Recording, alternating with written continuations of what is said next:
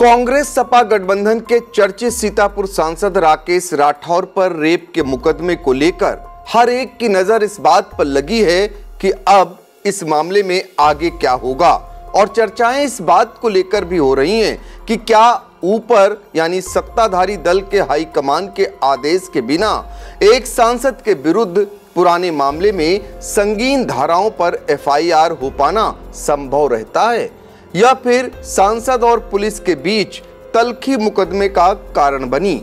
सांसद की गिरफ्तारी को लेकर पुलिस को कब अनुमति लेनी रहती है और कब नहीं। जिन संगीन धाराओं में एफआईआर दर्ज हुई है उसमें सजा का क्या प्रावधान है। वहीं एक और सवाल लोगों के जहन में गली और नुक्कड़ों में सभी की जुबान पर है कि क्या सांसदी बचेगी या जाएगी। सांसद राकेश राठौर पर एफआईआर के बाद सोशल मीडिया पर पक्ष और विपक्ष में बड़ी बहस छिड़ी हुई है। पुलिस की ओर से जिले के कप्तान चक्रेश मिश्र का बयान भी सामने आ गया, लेकिन सांसद राकेश राठौर का कोई अता पता नहीं चल सका। हालांकि उनके फेसबुक अकाउंट से कार्यालय की ओर से एक सूचना जरूर जारी की गई है। इस खबर को आई इंडिया पर विस्तार से बताने के लिए मैं डॉक्टर पंकज सिंह गौर हाजिर हूं आपके सामने। पहले तो आपको बताते हैं कि सीतापुर से कांग्रेस और सपा गठबंधन के सांसद राकेश राठौर पर शहर कोतवाली इलाके के बट्सगंज की रहने वाली उन्हीं के समाज की महिला द्वारा शहर कोतवाली में दर्ज कराई गई एफआईआर की, जिसमें पीड़िता की ओर से यह कहा गया है कि उसकी मुलाकात 2018 में तत्कालीन विधायक राकेश राठौर निवासी लोहारबाग से हुई थी। तत्पश्चात मुलाकात के दौरान विपक्षी राकेश राठौर ने अपने संरक्षण में राजनीतिक भागीदारी व राजनीतिक सहभागिता का प्रस्ताव पीड़िता के समक्ष रखा। पीड़िता द्वारा विपक्षी का प्रस्ताव व संरक्षण स्वीकार कर राजनीतिक क्रियाकलापों में भाग लेना शुरू कर दिया। कुछ समय बाद विपक्षी यानी राकेश राठौर ने पीड़िता को तैलिक महासंघ सीतापुर, जिसका वह राष्ट्रीय अध्यक्ष है, का महिला जिला अध्यक्ष बनाकर उनसे काफी निकटता बढ़ा ली, जिस कारण पीड़िता विपक्षी पर अत्यधिक विश्वास करने लगी। घटना मार्च 2020 की दोपहर 1 बजे की है। विपक्षी के बुलावे पर पीड़िता उसके घर गई तो आरोपी द्वारा पीड़िता को घर में बंद करके उसके साथ जबरदस्ती गलत काम किया गया। पीड़िता के विरोध करने पर आरोपी अपने राजनीतिक प्रभाव का दंभ भरते हुए पीड़िता को भावनात्मक ब्लैकमेल किया और अपनी पत्नी से तलाक देकर उसको अपना जीवन साथी बनाकर राजनीतिक उन्नति कराने का झूठा वादा भी किया। पीड़िता के साथ कई बार शारीरिक संबंध बनाए। वह लोक लज्जा के कारण चुप रही। आरोपी 2024 में लोकसभा चुनाव जीतकर सांसद बनने के पश्चात 24 अगस्त 2024 को सुबह लगभग 9 बजे पीड़िता को अपने घर बुलाया और जबरन सादे कागजों पर उससे हस्ताक्षर बनवाकर कहा कि अब तुम्हें मेरी रखेल बनकर रहोगी, अन्यथा मैं तुम्हें बदनाम कर दूंगा। पीड़िता के मना करने पर आरोपी उसको जान माल की धमकी देने लगा। तब से आरोपी उसे लगातार प्रत्यक्ष और अप्रत्यक्ष रूप से शोषण कर उसे बदनाम कर रहा है। पीड़िता का परिवार अत्यंत डरा व सहमा हुआ है। शहर कोतवाली में बीएनएस की धारा 64, बीएनएस की धारा 351(3) और बीएनएस 127(2) दर्ज हुआ। इन धाराओं में सजा के प्रावधान पर आगे हम आपको बताएं। पहले आपको बताते हैं कि इस मामले का एक पुलिस प्रेस नोट 18 जनवरी को जारी हुआ, जिसमें कहा गया कि पीड़िता ने 15 जनवरी को पुलिस अधीक्षक के समक्ष उपस्थित होकर प्रार्थना पत्र दिया था, जिसमें दर्ज कराई गई एफआईआर के आरोप लगाए गए थे। पुलिस के अनुसार पीड़िता ने अपने कथन के समर्थन में इलेक्ट्रॉनिक साक्ष्य और कॉल रिकॉर्डिंग भी उपलब्ध कराई। पुलिस प्रेस नोट में बताया गया कि न्यायालय में पुलिस द्वारा विवेचना के क्रम में अभी तक इलेक्ट्रॉनिक साक्ष्य संकलन की कार्रवाई और पीड़िता का मेडिकल तथा न्यायाधीश के समक्ष धारा 163 बीएनएस के अंतर्गत बयान दर्ज किया गया है। न्यायाधीश के समक्ष पीड़िता द्वारा अपने बयान में घटना की पुष्टि की गई। पुलिस द्वारा पीड़िता को उचित सुविधा भी उपलब्ध कराई गई है। पहले हम आपको पुलिस अधीक्षक चक्रेश मिश्र द्वारा जारी किया गया बयान सुनाते हैं। सीतापुर में कोतवाली नगर क्षेत्र पर एक पीड़िता द्वारा पुलिस के समक्ष उपस्थित होकर 15/1/25 को एक प्रार्थना पत्र दिया गया, जिसमें बताया गया कि श्री राकेश राठौर, जो कांग्रेस के सांसद लोकसभा सीतापुर से हैं, इनके द्वारा पिछले 4 वर्षों से शादी का झांसा देकर तथा राजनीतिक कैरियर में सहायता देने के नाम पर पीड़िता का बलात्कार किया जा रहा है। पीड़िता द्वारा अपने कथन के समर्थन में इलेक्ट्रॉनिक साक्ष्य तथा अन्य कॉल रिकॉर्डिंग्स उपलब्ध कराई। पुलिस ने इन सभी साक्ष्यों का गहन अध्ययन किया। पीड़िता के द्वारा यह भी बताया गया कि आरोपी द्वारा पीड़िता को लगातार धमकियां भी दी जा रही हैं। पीड़िता तथा आरोपी सजातीय हैं। उक्त प्रार्थना पत्र के आधार पर थाना कोतवाली नगर सीतापुर में अभियोग संख्या 16/25 दिनांक 17/1/25 को कायम किया गया। उक्त अभियोग बीएनएस धारा 64 जो पूर्व की 376 है और बीएनएस 351/3 तथा बीएनएस 127(2) के अंतर्गत उपरोक्त अभियोग को पंजीकृत किया गया है। पुलिस के द्वारा विवेचना के क्रम में साक्ष्य संकलन की कार्रवाई की जा रही है। पीड़िता का मेडिकल तथा माननीय न्यायाधीश के समक्ष धारा 183 बीएनएसएस अर्थात 164 सीआरपीसी का बयान भी दर्ज करा दिया गया है। माननीय न्यायाधीश के समक्ष पीड़िता द्वारा अपने बयान में घटना की पुष्टि की गई है। अन्य साक्ष्य संकलन की कार्रवाई प्रचलित है। शीघ्र ही आगे की विधिक कार्रवाई पूर्ण की जाएगी। पुलिस के द्वारा पीड़िता को उचित सुरक्षा भी प्रदान की गई है। यह पूरा मामला तभी मीडिया में आया जब एफआईआर दर्ज हो गई और पीड़िता का कोर्ट में बयान हो गया। एफआईआर के बाद सांसद राकेश राठौर का कोई अता पता नहीं है।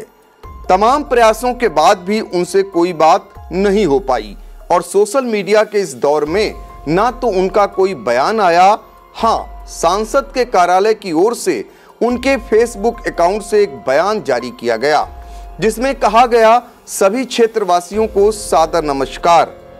आज 18 जनवरी 2025 को सीतापुर सांसद राकेश राठौर को उल्लिखित करते हुए एक प्रेस नोट सीतापुर प्रशासन द्वारा प्रकाशित किया गया, जिसमें उनके ऊपर अनेक धाराओं में मुकदमा दर्ज किया गया है।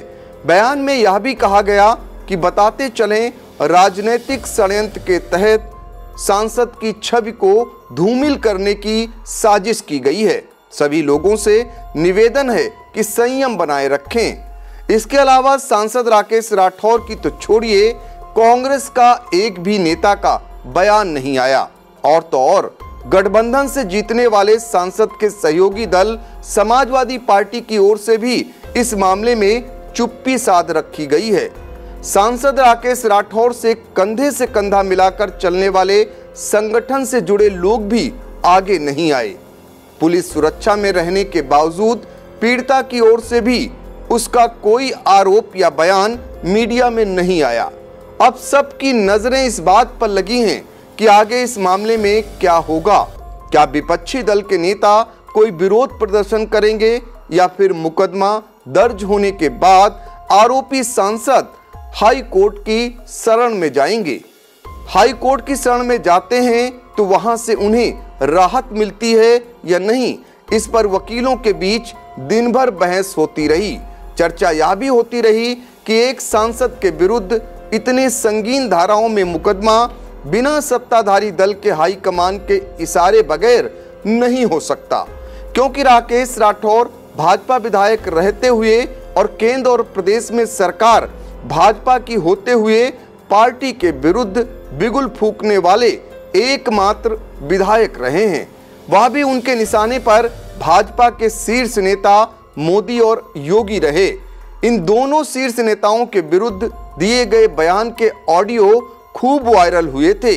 भाजपा की खूब किरकिरी हुई थी और बाद में राकेश राठौर सपा से होते हुए कांग्रेस में आ गए और सांसद बन गए। कहने का मतलब है कि भाजपा हाईकमान भी राकेश राठौर से कितना खार खाए बैठा होगा, यह शायद आसानी से समझा जा सकता है। अब रही बात सांसद बनने के बाद राकेश राठौर ने भूमाफियाओं के विरुद्ध जो जंगे ऐलान किया और उस पर राष्ट्रीय हिंदू सेना का पलटवार हुआ, सांसद राकेश राठौर ने सीधे तौर पर एसपी सीतापुर चक्रेश मिश्र को निशाने पर लिया। ऐसे में कोई मामला राकेश राठौर के विरुद्ध आने के बाद भला पुलिस का एक्शन कहां रुकने वाला था।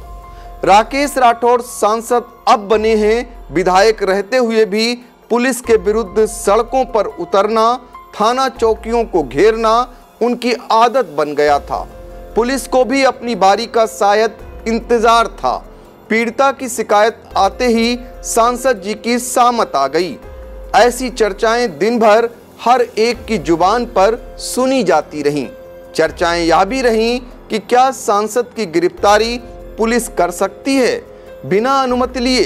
कानून के जानकारों के बीच इस बात पर भी बहस होती रही और अधिवक्ताओं के मुताबिक सिर्फ संसद सत्र चलते समय पुलिस सत्र की कार्रवाई से सांसद को गिरफ्तार नहीं कर सकती है।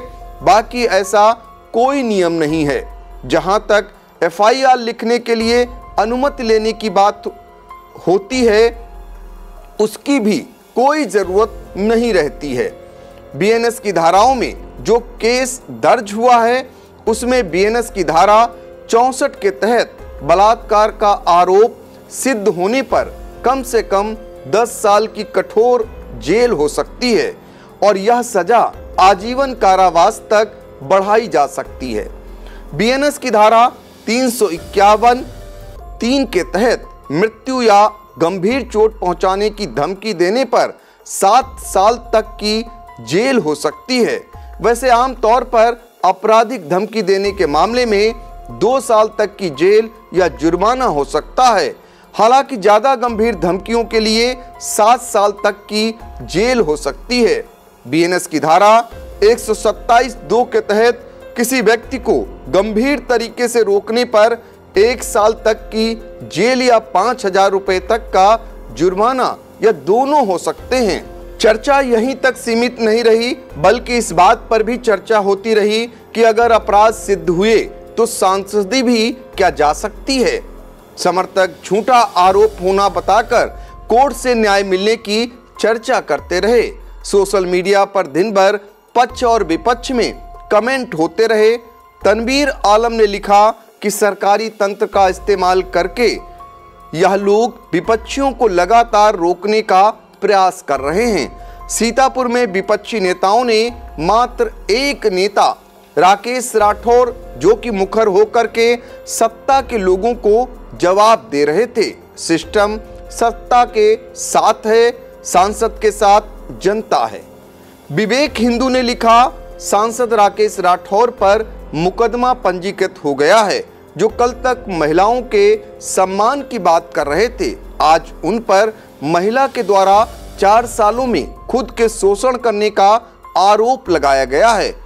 अब कहां गए हैं अमिताभ ठाकुर, जो कल तक सांसद के साथ बैठकर महिलाओं के सम्मान की बात और भूमाफियाओं के खिलाफ कार्य करने की बात कर रहे थे।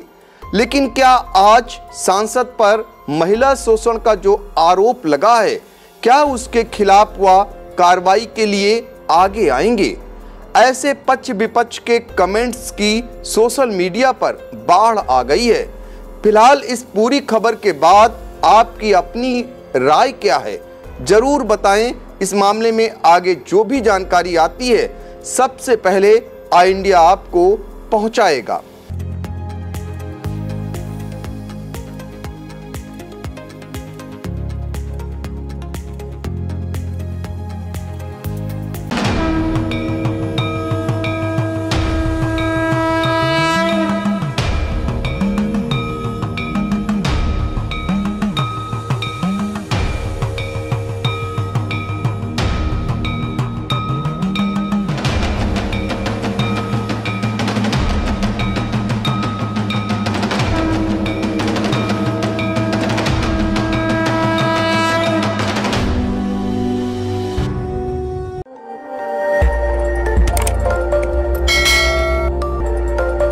खबर आपकी, नजर हमारी। देखते रहिए आई इंडिया।